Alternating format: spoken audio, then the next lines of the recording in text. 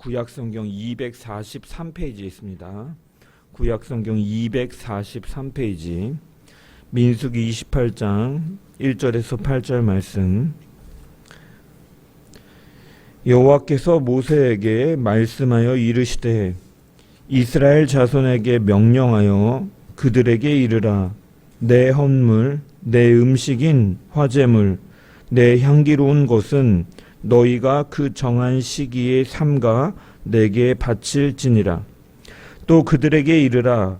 너희가 여호와께 드릴 화제는 이러하니 1년 되고 흠없는 수량을 매일 2마리씩 상번제로 드리되 어린 양 1마리는 아침에 드리고 어린 양 1마리는 해 질 때에 드릴 것이요. 또 고운 가루 10분의 1 에바에 빻아낸 기름 4분의 1 흰을 섞어서 소제로 드릴 것이니 이는 시내산에서 정한 상번제로서 여호와께 드리는 향기로운 화제며 또 그 전제는 어린 양 1마리에 4분의 1 흰을 드리되 거룩한 곳에서 여호와께 독주의 전제를 부어 드릴 것이며 해질 때에는 2번째 어린 양을 드리되 아침에 드린 소제와 전제와 같이 여호와께 향기로운 화제로 드릴 것이니라. 아멘. 말씀을 통한 주의 은혜와 평강이 수요 예배 자리에 나오신 모든 분들께 넘치기를 축원합니다. 오늘 본문을 시간 관계상 1절부터 8절까지만 읽었지만 사실 우리가 오늘 함께 나눌 본문은 28장과 29장 전체입니다. 그래서 28장과 29장은 뒤에 나오는 30장까지 이어지고 하나의 한 묶음으로 볼 수 있는 단락입니다. 왜냐하면 이 세 장은 공통적으로 율법의 규례들을 다루고 있는데 28장과 29장은 제사와 그리고 절기에 관한 규정들을 다루고 있고 30장에서는 이제 서원에 관한 규정이 다뤄지고 있기 때문이죠. 그래서 우리가 이 민수기를 읽다가 28장과 29장을 접하면은 이러한 질문이 생각이 들 수가 있습니다. 왜 갑자기 이 시점에 제사 이야기가 등장하는가? 그래서 전체 이야기의 흐름 중에 끊긴 것 같은 느낌이 들 수가 있는 것이죠. 왜 이 시점에 다시 율법 이야기를 하는가라는 생각이 들 수가 있습니다. 그리고 이러한 질문은 매우 중요한데 성경은 단순히 사건을 나열하는 책이 아니라 이 말씀이 왜 이곳에 놓였는가라는 이 구조를 통해서도 하나님께서는 뜻하시는 메시지를 드러내는 경우가 많이 있죠. 복음서와 같은 경우에도 마태나 누가나 마가나 이런 각자 같은 공관복음이지만 그 드러내고자 하는 신학적인 의도에 따라서 사건의 배치를 달리하는 것처럼 성경은 왜 이러한 구조를 통해서 하나님께서 뜻하시는 메시지가 있다라는 것입니다. 그래서 우리가 이 흐름 속에서 민수기 26장과 27장의 내용이 무엇이었습니까? 우리가 이전에 살펴봤던 것처럼 민수기 26장은 두 번째 인구조사의 내용을 다루고 있죠. 가데스에서 정탐꾼들이 파견되었다가 돌아와서 그들의 보고를 듣고 백성들이 이제 하나님과 모세를 원망하고 그 가나안 땅에 대해서 폄하를 함으로 인해서 이제 광야 1세대는 그 약속의 땅 가나안 땅에 들어가지 못할 것이다라고 말씀하시고 이제 하나님께서는 광야 여정의 시간들을 통해서 이제 1세대가 거의 다 사라지게 되죠. 그래서 이제 광야 2세대가 이제 다시금 이제 가데스에서 전쟁을 앞두고서 이제 갈렙과 여호수아를 제외한 나머지는 다 죽임을 당하였고 이제 새로운 세대가 이제 하나님의 백성으로 군대로 계수되고 조직되었음을 보여주는 것이 바로 민수기 26장의 두 번째 인구조사입니다. 그리고 27장에는 우리가 지난주에 살펴봤던 것처럼 이제 모세의 시대가 저물고 여호수아의 시대로 이제 하나님께서 직접 다음 지도자를 세우시는 내용을 다루고 있죠. 그래서 눈앞에 가나안이 있고 정복의 시대가 되는 새로운 국면에 들어가는 시점이 바로 26장, 27장이다라는 것이에요. 그런데 바로 그 다음에 나오는 단락은 28, 29, 30장은 어떠한 이야기를 담고 있느냐? 바로 이제 전쟁이 벌어지는 이야기도 아니고 그곳에서 어떻게 싸워야 되는지 전술에 대한 이야기도 아니고 그곳에서 땅을 차지해서 이제 어떻게 분배하겠다라는 내용도 아니라 우리가 읽은 것처럼 일부분만 읽었지만 제사의 규정, 규례들, 절기의 규정들이 굉장히 길게 이어지고 있다라는 것이에요. 그래서 이것이 굉장히 어색하게 느껴지고 이 서사가 중단된 것처럼 느껴진다라는 것이죠. 마치 이 이야기 중에 갑자기 뜬금없이 법전 하나가 끼어든 것처럼 느껴질 수가 있습니다. 그런데 이 배치는 성령의 감동을 통해서 이 기록한 모세의 의도적인 배치인데 왜 여기에 율법의 규정들이 들어가느냐? 하나님께서는 이스라엘 백성들을 하나님의 백성으로 부르셨죠. 그리고 이제 그 땅에 들어가기에 앞서 땅을 주시기 전에 전쟁을 허락하시기 전에 다시 한번 그들이 그 땅에서 어떻게 살아가야 하는지를 가르쳐 주시는 것이 바로 28장부터 30장까지의 성격인 것이에요. 그래서 이 단락은 율법의 규정을 다루고 있기 때문에 이 규정들에 대한 내용을 다시금 우리에게 전하여 주는 목적이 아니라 사실은 이거는 2세대는 또 그리고 율법의 규정을 직접적으로 받은 적이 없었기 때문에 모세를 통해서 다시 한번 말씀하시는 것이기도 하지만 이 성격은 이스라엘 백성들의 그곳에서의 삶의 전체를 하나님께서 어떻게 다루고 계신가를 보여주는 내용이다라는 것이죠. 그래서 그들에게 그 예배 질서와 시간의 구조 속에서 어떻게 살아가야 되는지 그리고 동시에 각 개인이 하나님 앞에서 어떻게 책임감 있게 살아가야 되는가를 30장에서 이렇게 하나님께서 가르치시기 위해서 이 율법의 규정들을 28장부터 30장까지 말씀하시는 것이고 이것이 또한 우리에게 주시는 메시지다라는 것이에요.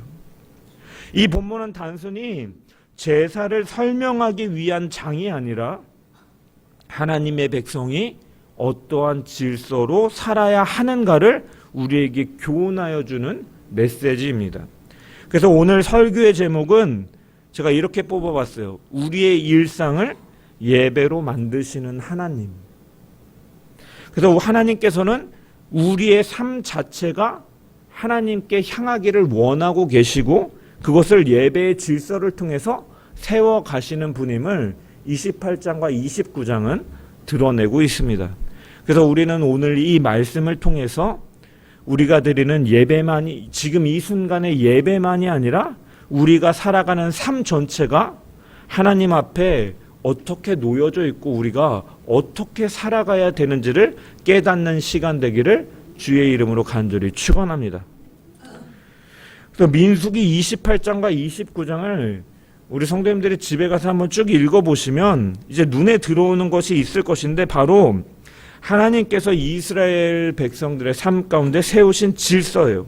그래서 이 본문이 단순히 제사 규정을 설명하는 것처럼 보이지만 실제로 이스라엘 백성들이 어떤 방식으로 살아가야 하는지를 드러내는데 이 구조를 보면 정확히 그 의미가 드러납니다.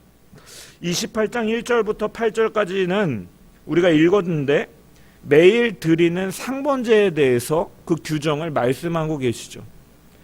하루의 시작과 끝이 하나님 앞에 살아가도록 하시는 것이죠. 그리고 9절과 10절은 무엇이 나옵니까? 안식일에 드려지는 제사에 대해서 언급됩니다. 그래서 일주일에 결정적인 이 안식일을 통해서 우리의 삶의 모든 순간이 무엇을 향하게 하는가? 바로 안식일을 향하기 위해서 우리가 일을 하고 살아가고 이러한 모든 목적이 바로 하나님과 교제하기 위함을 드러내는 것이죠. 그리고 11절부터 15절은 이제 매월 첫날에 드리는 제사, 이 초하루에 드리는 제사를 언급하시는데 이건 역시도 한 달의 출발을 하나님께 맡김을 통해서 우리의 삶의 한 달이라는 시간이 하나님께로 드려지는 시간임을 의미하는 것이고 그리고 16절부터 이제 절기 제사들이 이어지는데 16절부터 25절까지는 유월절에 대해서 그리고 26절부터는 칠칠절에 대해서 그리고 29장으로 넘어가면 이제 나팔절과 이제 대속죄일과 이제 초막절, 장막절에 대해서 이렇게 절기의 내용들이 나오는 것이죠. 이처럼 하나님께서는 이스라엘의 삶을 하루, 일주일, 한 달, 그리고 1년의 흐름 속에서 예배를 통해서 이끌어 가시는 것이죠. 그래서 이 배열을 보면 하나님께서는 왜 이 시점에 전쟁 이야기보다 먼저 이러한 규례를 말씀하시는가? 땅을 어떻게 나눌지 어떻게 싸울 것인지 말씀하시는 전에 왜 먼저 예배를 이야기하시는가? 이것은 하나님께서 우리의 삶 가운데 분명한 우선순위를 보여주시는 것이죠. 하나님께서는 이스라엘 백성들에게 너희가 먼저 무엇을 가질 것인가를 말씀하시는 것이 아니라 너희가 무엇을 얻게 될 것이다, 무엇을 가질 것이다 라고 말씀하시는 것이 아니라 하나님께서는 너희의 삶이 어떻게 살기를 원하시는 것을 가장 최우선에 두고 계시다라는 것을 보여주고 있다라는 것. 그리고 그 삶은 무엇이냐? 하나님이 원하시는 최우선의 삶은 무엇인가? 바로 매 순간, 매 시간이 하나님을 기억하는 삶으로 살기를 하나님께서는 기대하고 계신 것이죠. 그래서 하나님은 우리의 하루가 하나님을 기억하는 하루가 되기를 원하시죠. 그래서 하나님께서는 다른 것들보다 먼저 시간 속에서 삶의 질서를 세우고 계시는 것이에요. 이 점은 28장 2절에서 더 분명히 드러납니다. 2절을 보면은 하나님께서는 내 헌물, 내 음식인 화제물, 내 향기로운 것은 너희가 그 정한 시기에 삼가 내게 바칠지니라 라고 말씀하셨습니다. 여기서 정한 시기라고 번역된 말은 히브리어로 모에드라는 말입니다.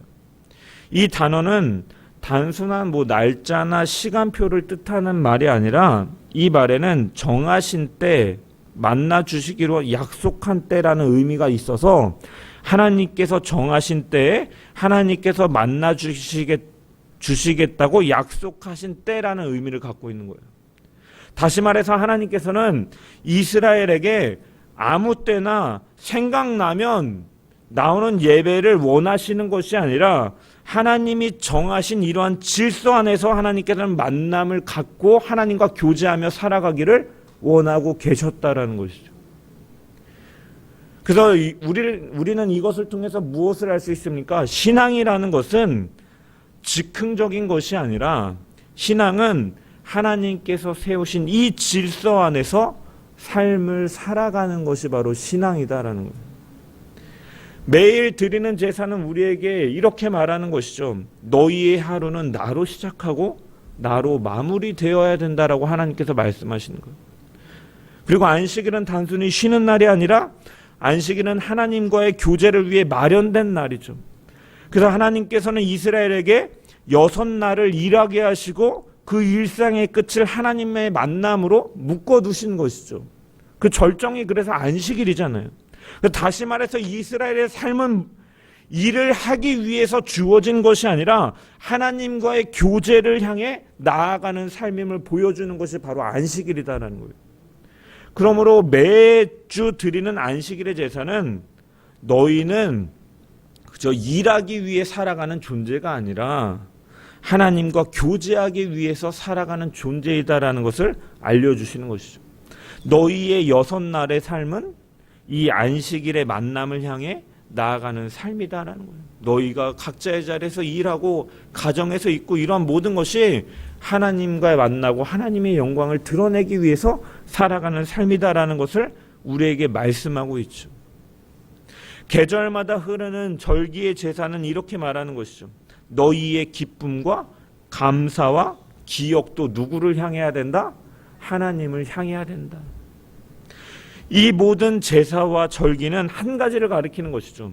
우리는 매 순간 하나님의 은혜를 기억하고 하나님께서 세우신 질서 가운데 살아가는 자로 부름을 받았다라는 사실입니다. 그런데 성경은 여기에서 멈추지 않고 단지 너희가 하나님을 잘 기억해야 된다라고 말하는 것이 아니라 성경은 왜 이스라엘이 하나님을 기억할 수 있는지를 또한 이 본문을 통해 보여주고 있죠. 우리가 하나님을 기억하고 하나님을 예배할 수 있는 것은 하나님께서 먼저 이러한 질서 속에서 그 예배의 자리로 우리를 불러주셨기 때문에 우리가 하나님께 영광을 돌리고 그분을 기억하고 감사하며 살 수 있다라는 것을 또한 28장과 29장의 구조를 통해서 말씀하고 있다는 거예요. 하나님이 먼저 우리의 삶을 붙들고 계시기 때문에 우리는 하나님을 예배할 수 있는 거죠. 은혜로 부르셨기 때문에 예배할 수 있는 거죠. 그래서 하나님께서는 단순히 이스라엘에게 너희가 나를 잊지 말라라는 정도로만 말씀하시는 것이 아니라 하나님께서는 그들이 이 하나님을 잊지 않을 수 있도록 그들의 삶 전체를 하나님의 질서 안으로 부르고 계시다라는 것이죠. 그래서 하나님께서는 그러한 질서 속에서 그들의 하루를 붙드시고 그들의 일주일을 붙드시고 그들의 한 달을 붙드시고 그들의 1년을 붙드신 것이며 이것이 바로 은혜인 것입니다. 우리는 종종 신앙을 내가 하나님을 기억하는 힘이라고 생각하죠. 그러나 오늘 본문은 신앙이 하나님이 우리를 붙들어 주시는 은혜에서 시작된다라는 것을 분명하게 보여주고 그 안에서 우리는 하나님을 기억하고 예배하고 살아가는 것이죠. 하나님께서는 우리가 하나님을 잊지 않도록 우리를 그 은혜로 불러주셨고 우리 삶 가운데 질서를 세워주셨습니다. 그렇기 때문에 우리가 눈을 뜨는 아침에나 일터로 향해 있는 시간이나 가족과 함께하는 저녁이나 잠자리에 드는 순간까지 하나님은 우리의 삶을 그냥 아무 의미 없이 흘려보내지 않으시는 분이신 것이죠. 하나님은 우리의 삶을 하루를 헛되이 지나가게 하지 않으시는 분. 하나님은 우리의 삶을 하나님을 기억하고 영광스럽게 영광을 돌리며 살아갈 수 있게끔 하나님을 향한 질서 안에 두시고 우리를 붙드시고 인도해 가시는 분이라는 사실을 우리가 기억할 수 있기를 소망합니다. 그 모든 시간은 하나님을 만나는 자리로 이끄시는 시간, 우리의 구원을 빚어가시는 시간인 것이죠. 그렇기 때문에 우리가 살아가는 이 평범한 하루는 평범해 보이기 때문에 의미 없어 보일지 모르나 그 시간은 결코 의미 없는 시간이 아니다라는 것이죠. 아유 이렇게 살아서 뭐하나 빨리 죽어야지가 아니라 오늘 내게 호흡 있게 주신 이 하루의 시간을 통해서 하나님께서는 우리를 더욱 하나님의 사람으로 빚어가시고 구원으로 이끄시고 예비하신 만남이 오늘 하루의 삶 가운데 주어져 있다라는 것이죠. 그래서 우리는 이 은혜를 기억하면서 우리의 하루를 가볍게 흘려보내지 않고 하나님 앞에서 늘 살아가는 삶 되기를 주의 이름으로 간절히 축원합니다. 오늘도 우리를 붙드시는 하나님 안에서 우리의 삶이 흔들리지 않게 하시고 하나님이 세우신 질서 안에서 평안과 기쁨을 누리는 자들 되기를 주의 이름으로 간절히 축원합니다. 28장과 29장의 말씀을 통해서 우리가 또 하나 발견할 수 있게 되는 특징이 있는데 그것은 무엇이냐? 이 규례들은 한 번으로 끝나지 않는다라는 사실이죠. 매일 반복되고 매주 반복되고 매달 반복되고 매년 반복됩니다. 그래서 이 반복은 의미 없는 반복이 아니다라는 것이죠. 그래서 신앙은 사실은 한 번의 결단으로 완성되는 것이 신앙이 아니다라는 것이에요. 신앙은 하루하루 이렇게 쌓여지는 시간들을 통해서 완성되어 가는 것입니다. 하나님께서는 이스라엘을 단번의 사건으로 변화시키지 않으시고 매일의 시간과 반복되는 삶의 흐름 속에서 만들어 가고 계신 것이죠. 그러므로 오늘 본문은 하나님이 사람을 어떻게 만드시는지를 보여주는 내용입니다. 하나님께서는 사람을 말씀으로 부르시고 질서로 붙드시고 반복되는 삶 속에서 하나님을 기억하는 존재로 만들어 가시는 분이신 것입니다. 이것은 절기의 배열을 통해 더 분명해져. 이 절기들은 단지 과거의 사건을 기념하는 날들이 아니라 이스라엘 삶 전체를 하나님께 묶는 장치이죠. 28장 16절부터 25절까지 나오는 6월절은 무엇입니까? 하나님께서 이스라엘을 애굽에서 건져내신 구원을 기억하는 절기이죠. 어린 양의 피로 죽음이 넘어갔던 그 밤을 기억하면서 어떻게 하나님의 은혜로 살아남았는지를 되새기게 하는 절기죠. 그래서 이 절기는 우리의 신앙이 우리의 선택이 아니라 하나님의 구원에서 시작되었음을 우리에게 가르쳐주는 거예요. 우리가 하나님의 자녀로 부름받은 것은 하나님의 은혜 속에서 예정하심 속에서 시작된 것이다라는 것을 분명하게 보여주죠. 그리고 28장 26절에서 31절까지의 77절은 무엇입니까? 한 해 이제 불의의 수확이 끝나고 미래 수확을 시작하면서 이 미래 수확이 본격적으로 이루어지는 시점에 하나님께 감사로 드리는 절기가 바로 77절이죠. 그래서 이 절기는 어떠한 의미입니까? 우리가 먹고 사는 모든 것이 우리의 힘만이 아니라 하나님의 손에서 왔다는 사실을 기억하게 하는 것이죠. 우리의 수고와 땀 뒤에 하나님의 공급하심이 있음을 배우게 하는 절기입니다. 29장 1절부터 11절까지 나오는 나팔절과 이제 대속제일은 하나님 앞에서 자신을 돌아보게 하는 절기들이죠. 울려 퍼지는 나팔 소리를 통해서 그 나팔 소리는 하나님 앞에 서라는 부름의 소리이죠. 이스라엘에게 있어서는 한 해의 또한 시작이 바로 이 나팔절이니까. 그래서 평소의 삶을 잠시 멈추고 지금 내가 어디로 향해 가고 있는가를 돌아보게 하는 신호가 나팔의 소리죠. 그리고 이어지는 대속제일은 자신의 죄를 돌아보고 하나님 앞에서 겸비하게 하는 날입니다. 하나님은 이스라엘에게 바쁘게만 살지 않도록 멈춰서서 하나님 앞에서 자신을 돌아보도록 하시는 것이죠. 또한 29장 12절부터 38절에 이제 장막절, 초막절은 광야에서 장막에 거하는 시기를 기억하게 하는 절기죠. 이 절기는 하나님께서 집도 없던 이스라엘 백성들을 어떻게 먹이시고 어떻게 입히시고 어떻게 지켜주셨는지를 다시 떠올리게 하는 절기. 그래서 우리가 지금 누리고 있는 모든 것이 바로 하나님의 인도하심 위에 서 있다라는 사실을 기억하게 하는 절기. 그래서 이러한 절기들은 사실 우리의 삶의 처음부터 끝까지 하나님께서 우리를 지키셨다라는 것을 기억하게 하고 고백하게 하고 그 안에서 살아가게 하시는 절기인 것이죠. 그리고 이러한 이 모든 절기와 제사들은 한 방향을 가리키죠. 바로 하나님께서 이렇게 매일의 제사를 통해 일주일의 안식일의 제사를 통해 초하루에 또한 절기들의 제사를 통해서 말씀하시는 것은 무엇입니까? 너희가 나를 기억하고 예배하는 것과 너희의 삶은 떨어져 있는 것이 아니다라는 거예요. 너희의 삶에 있는 모든 것들이 다 내 인도하심 속에서 은혜 속에서 이루어졌다라는 것을 알게 하시고 그렇기 때문에 신앙과 삶이 떨어지지 않도록 모든 삶 자체가 하나님을 향한 삶으로 바꾸고 계신 것이 바로 이 절기에서 드러나는 특징입니다. 그래서 우리의 신앙은 일상과 분리되지 않는 것이죠. 신앙은 썬데이 크리스찬이라 그래서 주일에만 크리스찬으로 살아가는 것이 아니라 우리의 삶 전체에서 살아 있어야 되는 것이죠. 신앙은 아침에 눈을 뜨는 순간에도, 일터에서 일하는 시간에도, 식탁에 앉아있는 순간에도, 잠자리에 드는 순간에도 언제나 하나님을 향해 예배하는 삶임을 오늘 본문은 드러내고 있습니다. 하나님께서는 이스라엘 백성들에게 삶을 나누어 드리라고 하지 않으셨죠. 하나님은 삶 전체를 하나님께 향하도록 만드신 것입니다. 이것이 제사와 절기의 방향인 것이, 이것이 이 질서의 목표인 것입니다.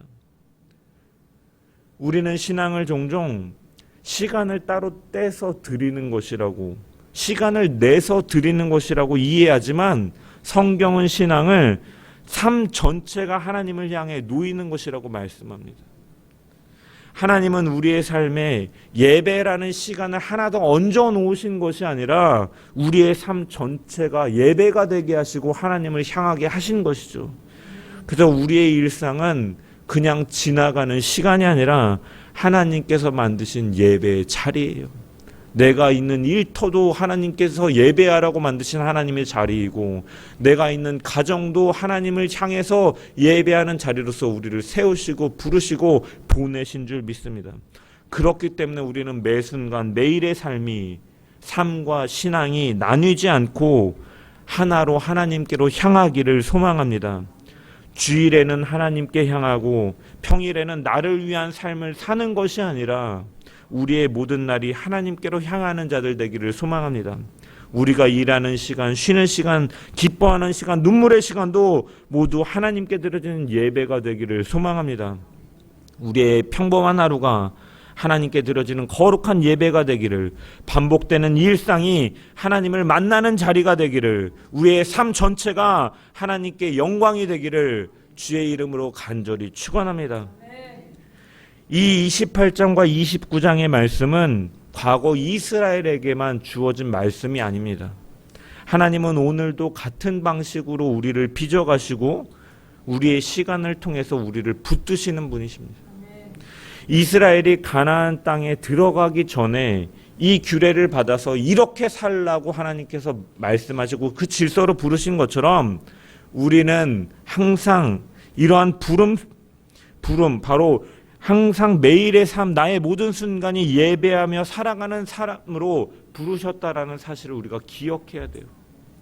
우리는 종종 이렇게 말할 때가 있죠. 조금만 더 여유가 생기면 신앙생활을 제대로 하겠다. 형편이 나아지면 기도를 더 하겠다. 뭐가 좀 괜찮아지면 신앙을 하겠다. 하나님께 더 집중하겠다라고 하지만 하나님께서 말씀하신 시점은 가나안 땅을 차지하고 안정화된 시점에 말씀하시는 것이 아니라 전쟁 이전에 가장 최우선이 바로 하나님 중심, 하나님을 향하는 삶이 되어야 되기 때문에 준비된 다음에 하나님을 기억하고 예배하라라고 말씀하시는 것이 아니라 그 삶이 진행되는 과정의 한가운데에서 하나님을 기억하는 사람으로 살아가라고 부르셨다라는 것이죠. 그래서 우리가 예배는 시간이 남아서 드리는 것이 아니죠. 예배는 여유 있을 때만 드리는 선택이 아니라 우리가 어떠한 사람으로 살아가는지를 결정하는 방향이 바로 예배입니다. 그래서 오늘날 우리는 민수기처럼 절기를 지키지는 않죠. 하지만 하나님께서는 여전히 우리에게 삶의 질서를 허락하셨습니다. 주일을 통해서, 또한 이렇게 밤에 모여지는 수요 예배를 통해서, 또한 말씀의 시간들을 주시고 기도의 자리를 주시고 공동체를 주신 것이죠. 그리고 이러한 모든 것들은 바로 우리의 삶의 전체가 하나님을 향하도록 하시기를 기대하시는 것이죠. 그리고 이것들은 다 하나님의 은혜예요. 우리가 하나님을 잊지 않도록 삶의 구조 속에 은혜를 심어 두신 것이 바로 이러한 부르심인 것이에요. 그래서 우리가 사실은 이러한 것들은 예배 나오라고 하면 부담을 느껴요.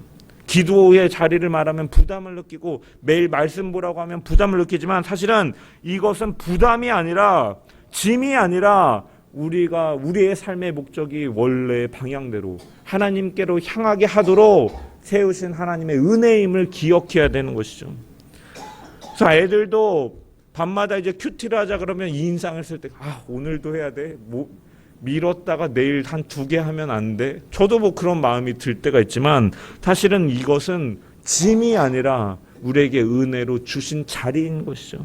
하나님은 우리가 하나님을 잊지 않도록 삶을 예배의 그 질서 속에서 우리의 시간을 붙드시고 우리를 빚어가시는 분이십니다. 그래서 이러한 모든 것들은 의무가 아니라 우리를 향한 보호이고 예배는 짐이 아니라 은혜인, 그래서 우리를 붙드시는 방식이다라는 거예요. 그리고 하나님께서는 오늘도 우리의 삶을 예배로 빚어가고 계시고 그 시간들을 통해서 우리의 구원을 이루어가시는 분이십니다.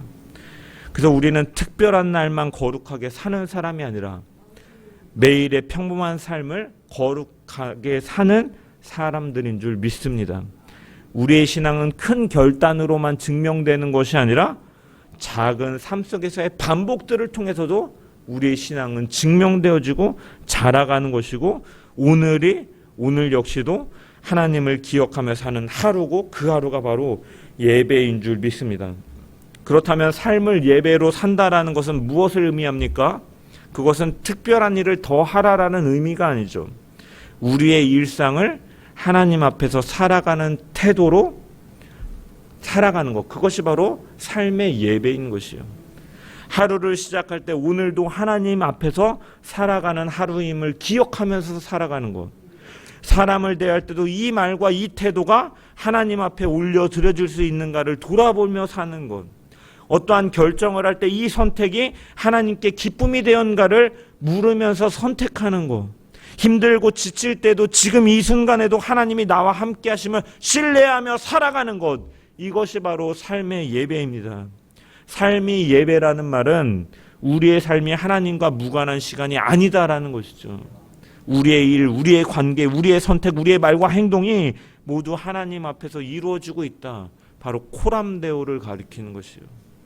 그래서 예배는 단순히 예배당에서만 드려지는 것이 아니라 우리의 모든 삶 가운데 이루어져야 되는 것이고, 우리가 살아가는 모든 자리가 하나님 앞에 놓인 자리이며 우리에게 허락된 모든 시간이 하나님 앞에 드려지는 시간임을 기억하면서 우리의 삶이 다시금 이 말씀을 통하여 하나님께로 향하기를 소망합니다.